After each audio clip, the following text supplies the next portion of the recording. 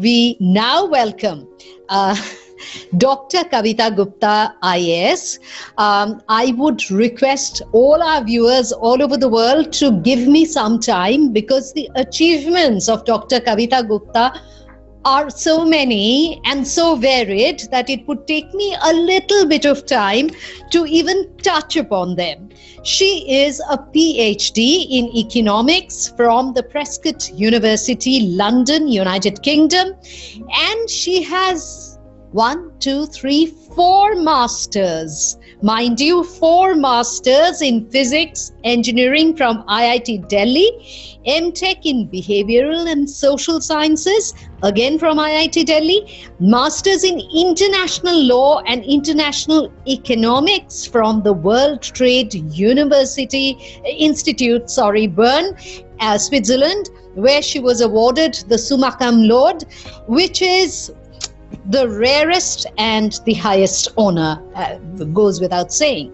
She also participated in an executive education program at Harvard Kennedy School, United States of America, and was awarded a certificate on infrastructure in a market economy, public-private partnerships in a changing world, so very relevant to the world, but particularly to our country, India. She also earlier participated in an international program on women mean business, don't they just, from DUBS, that is the Durham University Business School, United Kingdom, and was awarded a certificate. And her topic absolutely is born out of the various areas of her study, of her research, of her work experience, spirituality to aspire and inspire the youth. We look forward, ma'am. Thank you so much. My gratitude to Dr. H.P. Kanoria ji, Chairperson of the Universal Spirituality and Humanity Foundation, and I very warmly thank Hemanji, the Chairperson of Shrey Group, for giving me this great opportunity to share with all of you my journey through life. The topic was spirituality to aspire and to inspire the youth. So I thought a journey through anyone's life is some kind of an inspiration. So I thought I'd just put all my story together and see how, what are the insights which I got through that. It has been a journey full of challenges, but also one so wonderfully protected by the masters. I am also wonderfully grateful to the mighty universe for putting me today on this dais with my spiritual master, Daji, Dr. Kamlesh Patel, also with Sister Shivani, whom I really admire and adore, with Swami Giriji, with Venerable Bhikkhu Sangasena, with Mr. Shivakthera, and with Anuradha ji, and all other luminous stars who were there or who are going to be there as speakers in this 2-day function, a program, a celebration on spirituality. I wish to present in this limited time a very capsulated version of the insights I got and the life lessons that I learned as I waded my way through. My life has been a roller coaster ride. It has been full of adventures, many of which I lured just to add spice in my life. And then, of course, I knew that it was not a very good idea. My father was an army officer, and this promised me very frequent shifts and changes. I went through a record 13 schools in just 11 years. It was also a time of learning and growing up. My elder sister, Amita, was my best friend and also my philosopher and guide. I could not have asked for a better best friend than Amita. My mother was an infinite ocean of love and care, and most certainly my raison d'être, my reason for existence. I, however, felt my father somewhat distant. He was also a strict disciplinarian, and that made me so rebellious. I later also had repeated problems with many bosses who represented authority figures. So now, as I look back, I see a visible pattern which brought me my first insight. I'm going to discuss on the various insights which I have gone through and found. My first insight was that there are certain patterns that repeat again and again and again. Such patterns are there to teach us some important lesson. I learned that in each life, we come to break patterns, etched and strengthened over many lifetimes. I also learned that we do not belong to this planet. Yes, we do not belong to this planet, but have come from elsewhere with specific soul plans to evolve spiritually. In other words, material progress is relevant to the soul plan only to the extent that it helps us to evolve spiritually. We have to see the signs and work upon these signs. We require to go to the roots of the problem and release trapped energies from our cellular memory so that we can be liberated from the burdens which weigh upon our entire being. In my case, some of the trapped energies were perhaps from the entanglements with authority figures, which I carried from many past lives. I also learned that once the cellular memory is released, it is a quantum leap in our spiritual journey. As I went to the roots of these repetitive patterns through various healing modalities, I realized that in fact, my father was not a perpetrator at all, but probably a victim himself. This was a great revelation, since in spite of all the love and respect I had for him all these years, I had always felt hesitant with him. Here, I got my second insight. My second insight was that we always require to go deeper and deeper into layers of our consciousness. As Daji said, we have to remove our sanskaras. We have to go deeper and deeper into the layers of consciousness. And as we cut across these layers, we come across deeper revelations, and with it, our conclusions could in fact reverse. What appears on the face of it often is not. Here, the principle, which our Babuji Maharaj also says very often, the principle of invertendo operates, which means that what we may think is usually not. It is usually the reverse. I also kind of learned that we always are the solution. We are the solution and never a mere statement of a problem. We are a cause of our own healing. So this was a great insight which I got, that we are the solution and we are a cause of our healing and we are not a statement of a problem. As part of my journey, I was deeply inspired by Siddhartha, who became Buddha. And I too wanted to go to the forest in search of truth. And I too wanted to become a Buddha. But destiny did not have it that way for me. And instead, I unwillingly appeared for the IIT entrance examination. And unfortunately, I qualified it. So I was compelled to do my master's in physics with credits in engineering.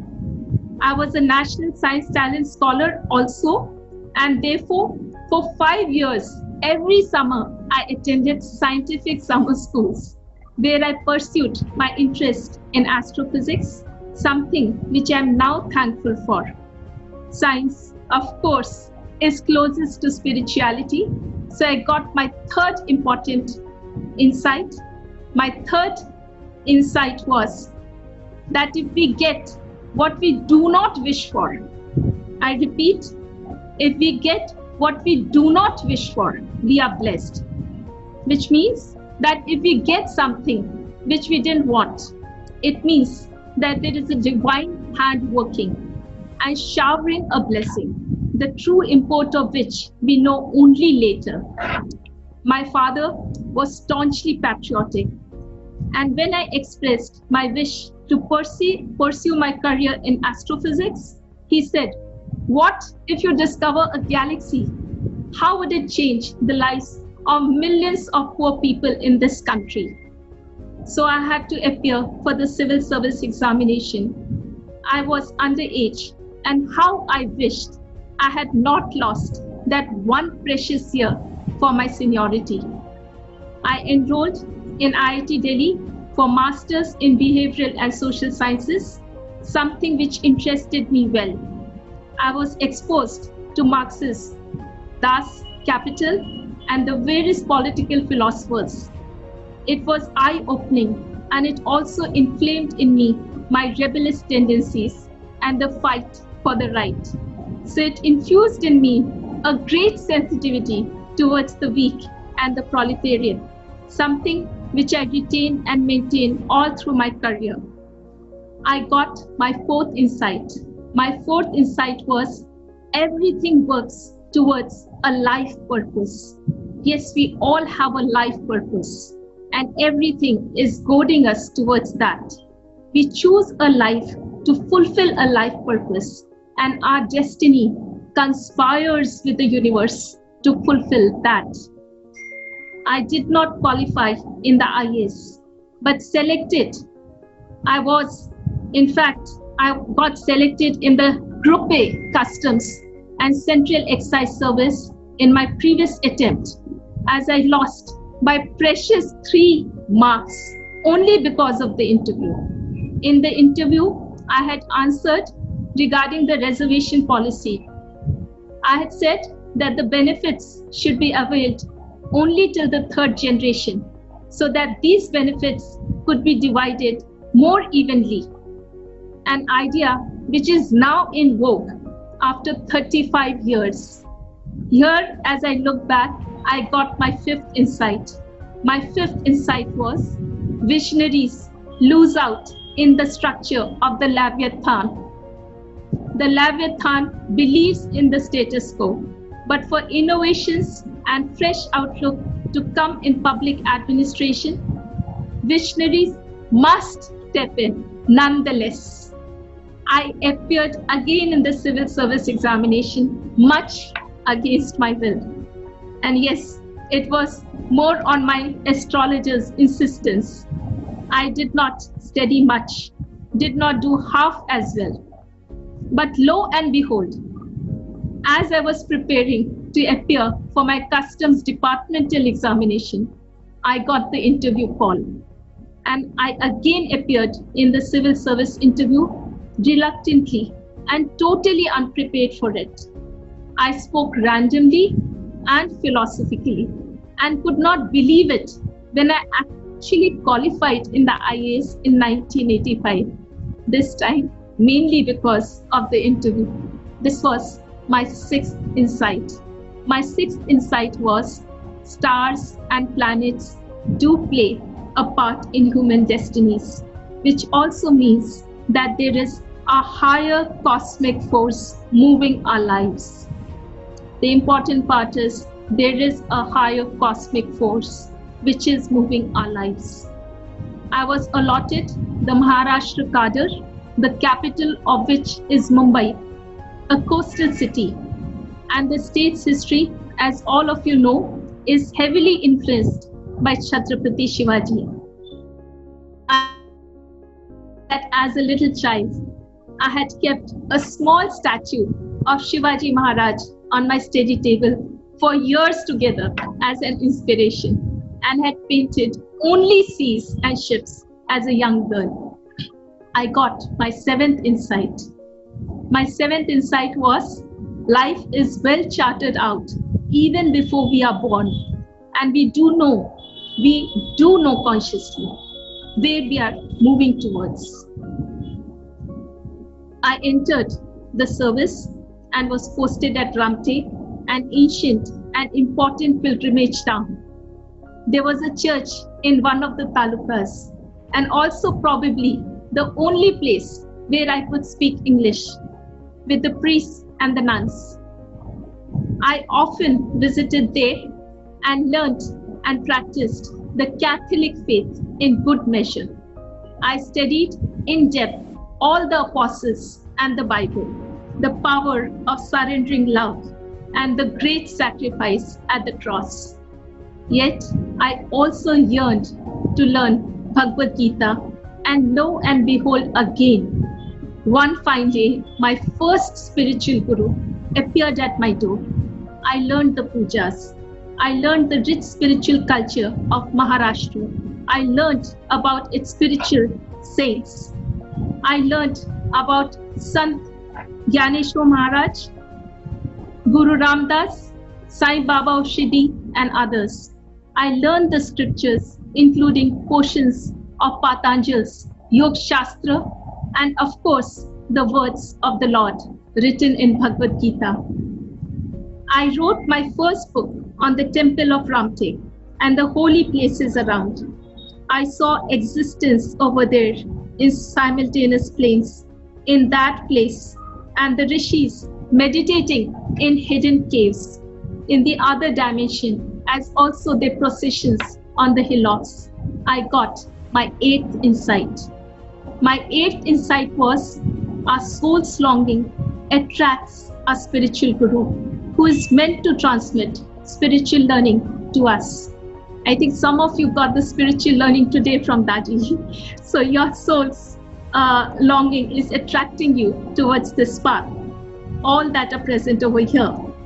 Further, I also got the insight that there are multiple dimensions coexisting and oblivious of each other in the same space. The cosmic plan plays its Leela through all of them. I was then posted to Ratnagiri and then to Wardha, which was a political pilgrimage. I closely interacted with Gandhiji's daughter-in-law at Sevagram Ashram and with the functionaries at Vinobaji's Paunar Ashram. I conducted and completed the total literacy program. I also put in parts of, in fact, I innovated this value education and creative education system at that time. That is, I'm talking about 32 years back.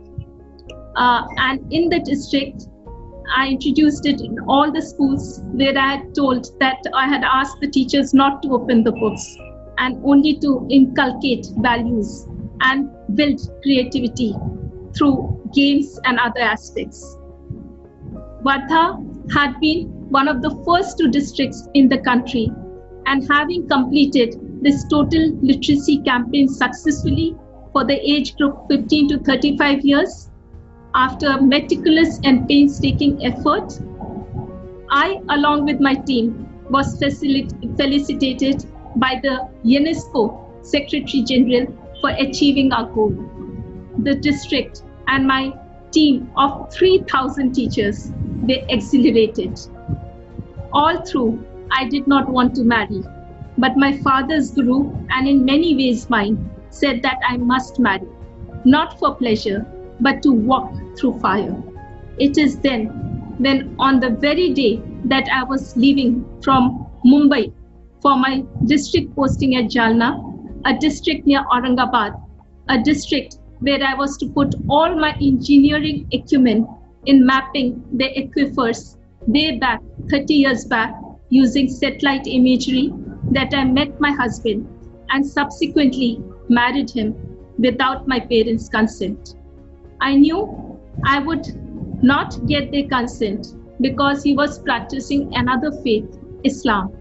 My parents had all along never wanted me to marry someone of that faith, having gone through the traumas of partition. And here I stood before them with my husband and now going through the Vedic marriage also.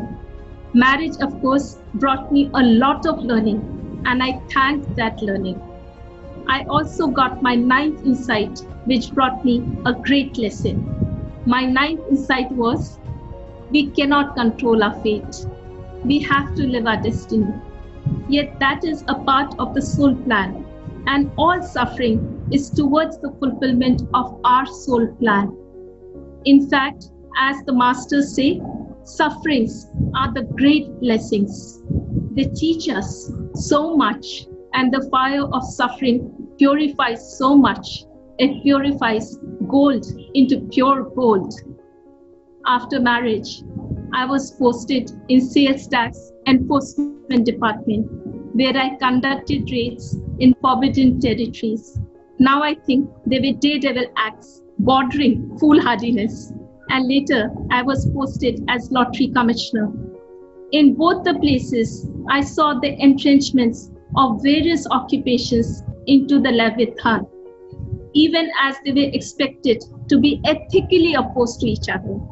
It was an eye-opener, and my eyes have never ceased the journey of opening wider and wider as they continued to see the so-called reality, till I now think it must have been my 10th insight. My 10th insight was, there is a thin line between truth, perception, and falsehood, that which is not. We are deluded by a magnificent perception error. Each person has his unique delusion, which results in different points of view. It creates relative truths. Since each person has his or her unique truth, and he or she is strongly devoted to it, he or she takes positions, creating problems in life and relationships.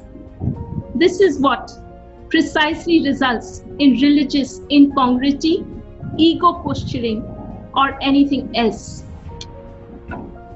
I struggled with these perplexities as I fondly remembered my quantum physics equations, which in spite of their uncertainty dynamics, were far more certain than the real life situations.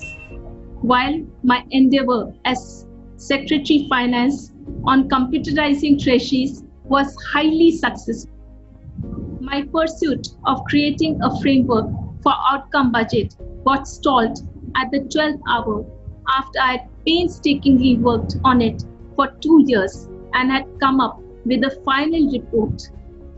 After all the interactions with the user departments and the TISs, with the innovative conception of a path-breaking revolutionary framework, the hard work and the painstaking efforts not seeing the light of the day, even as 1,500 copies of 800 pages report each gathered dust in Mantralaya, I went to Switzerland to further my education in the World Trade Institute, Berne, and did my 2 masters in international law and in international economics.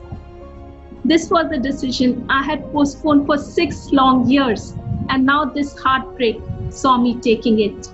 The education at WTI was an illuminating experience as I interacted with students of 25 countries, including students from Europe, America, Asia, including China, Africa, and the Far East. It opened me to a world vision not known firsthand before. I went through the rigors of learning. This was one of the toughest programs, and I labored hard. I topped in the world and was awarded summa-cum-laude, which is the highest and the rarest honor, and also the first time they had given it to someone. I came back changed in many ways and more confident of a broader and more objective approach. I also got my 11th insight and learned my 11th lesson. My 11th insight was, beyond all frustrations and heartbreaks is a hope and a divine healing, a destiny which awaits, and a path which requires to be followed. She's nearing towards the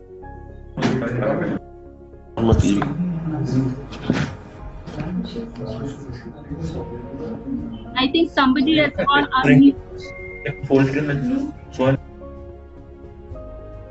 I came back and was posted in Labour Department. In the Labour Department, with all the skills gathered on international negotiations, I negotiated n number of settlements between the industries and labour unions, including major ones which were pending for 15 to 20 years.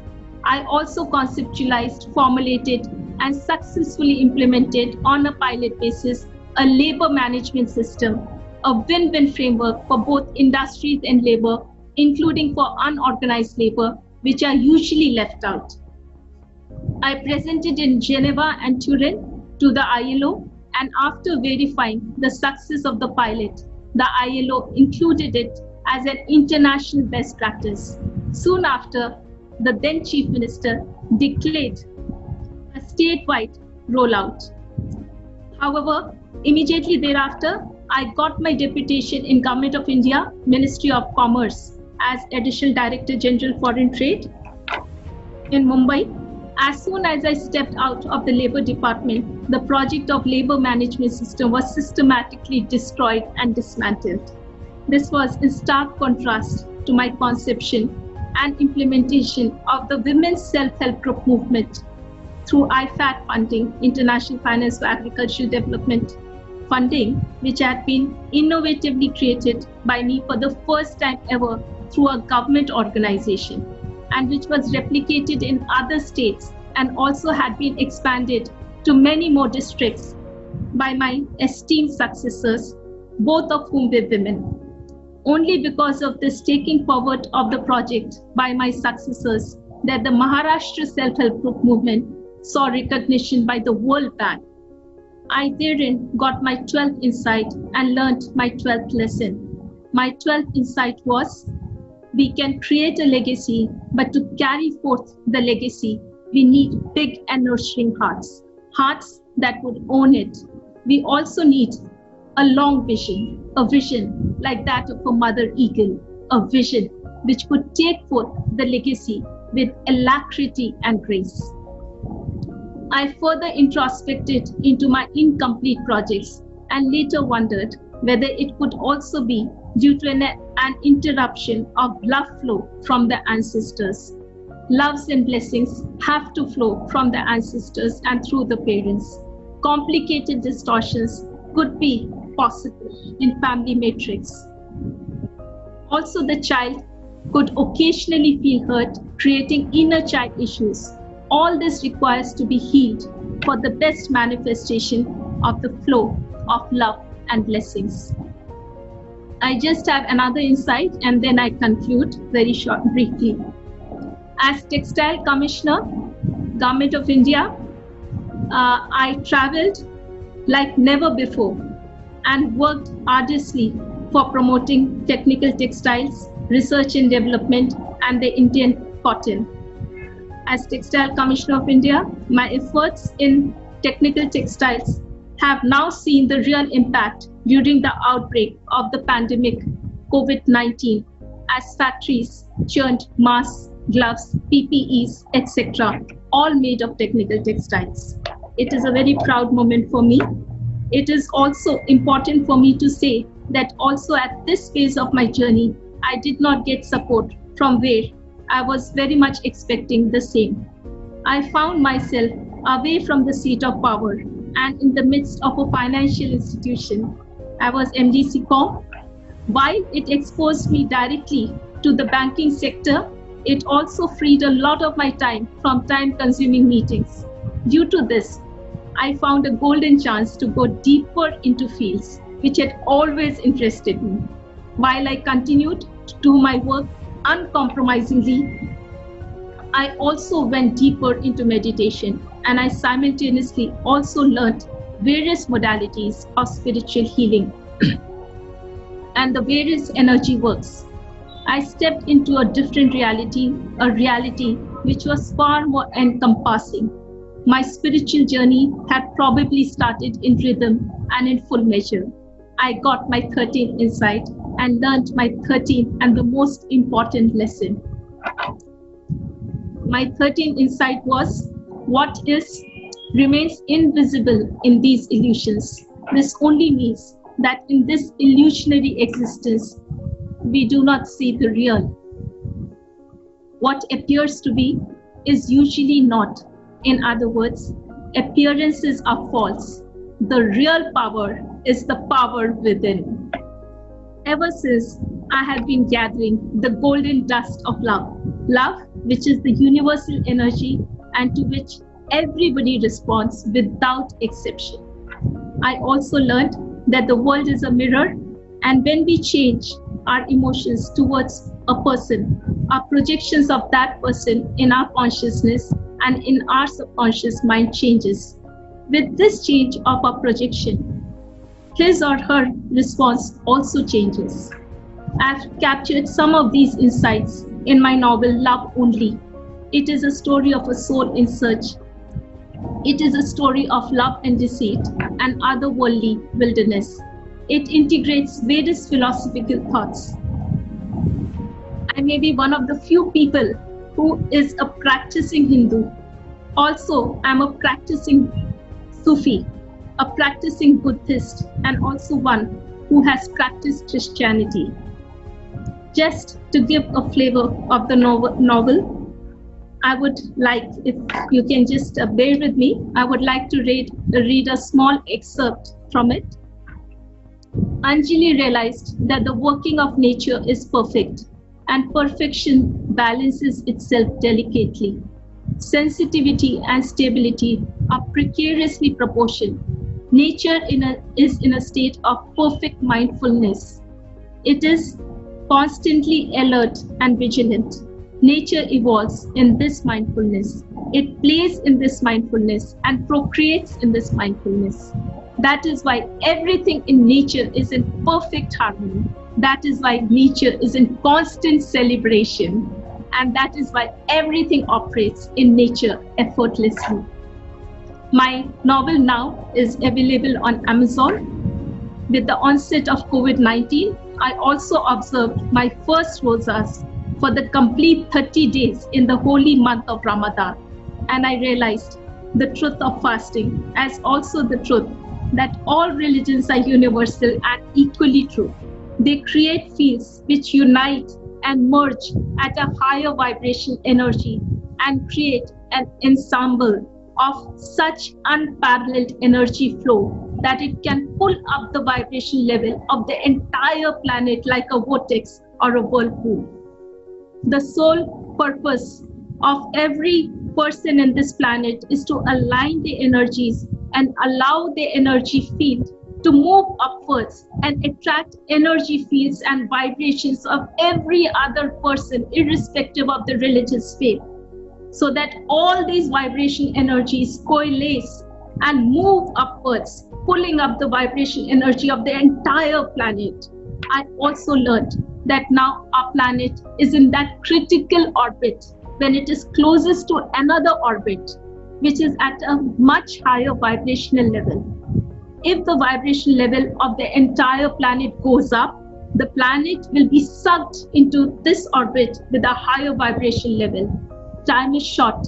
It will be sucked in that plane. Of course, we'll be still intact, but we'll be sucked in that plane.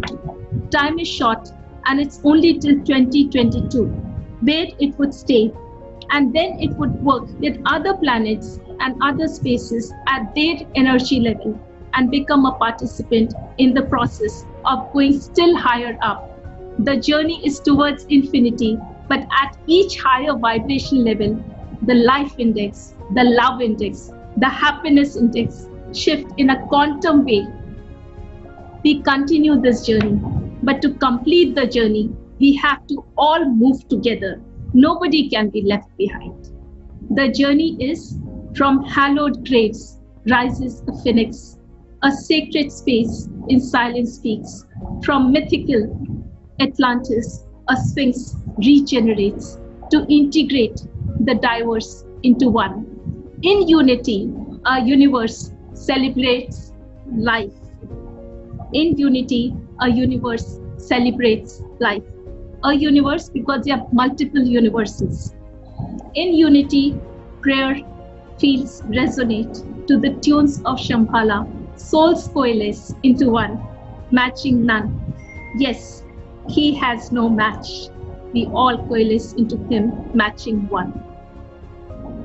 Coalesce into one, matching none. Thank you very much once again.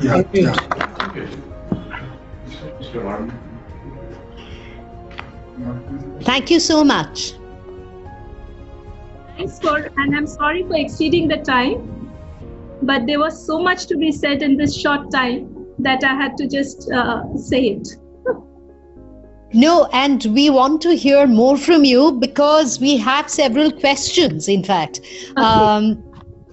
Since the morning, thousands of people have been watching this. In fact, 5,000 people have registered for this World Confluence. So we have this question from Roshni Narayan. She is based in Mumbai. She has a very pertinent question. Throughout your address, we found that you very deeply believe in destiny. You have a tremendous core of spirituality, and at the same time, your studies and your work areas have forced you to remain in the domain of logic all the time. So how are these three things, spirituality, logic, and destiny, aligned? How have you managed to coalesce them together? Right. So as the masters would say, when we align all our energies together, the mind, body, and the spirit, that is what is yoga. And so the logic has to be aligned with the destiny, which is the ultimate cosmic plan. And we also have to liberate ourselves of patterns. And we also have to go through this entire path in a very, very spiritual manner, so that, we have the right attitude. What the masters say, you have to have the right attitude. The destiny will not, maybe the sequence of events may still remain the same, but the attitude towards the events will change. You will not suffer, you will learn, you will gain insights, you will get deeper into yourself. It will be the suffering, that is when the suffering becomes a blessing. That is why the masters say all sufferings are great blessings. We should in fact thank God for giving us these sufferings. So the logic is something which has to be there. Logic is a spirit of science and a spirit of inquiry, and also a methodical way of reaching into certain solutions. That is the conscious mind. But above that you have the superconscious, and below that you have the subconscious, and all the three have to come together to form a whole and to have the full yoga together. So, we have to come together at all levels and at all dimensions. Great. You say that sufferings are a great blessing. So how is the pandemic a blessing for you? Or for all humanity? I think this is what I said right at the end. We are, this journey towards the higher orbit or higher vibration level started sometime in 2019, and we have a time period only till 2022. So we have this 3 years period, and in this 3 years period, the entire planet has to rise to that vibration level, to come up to that, to be able to integrate with that higher vibration level orbit.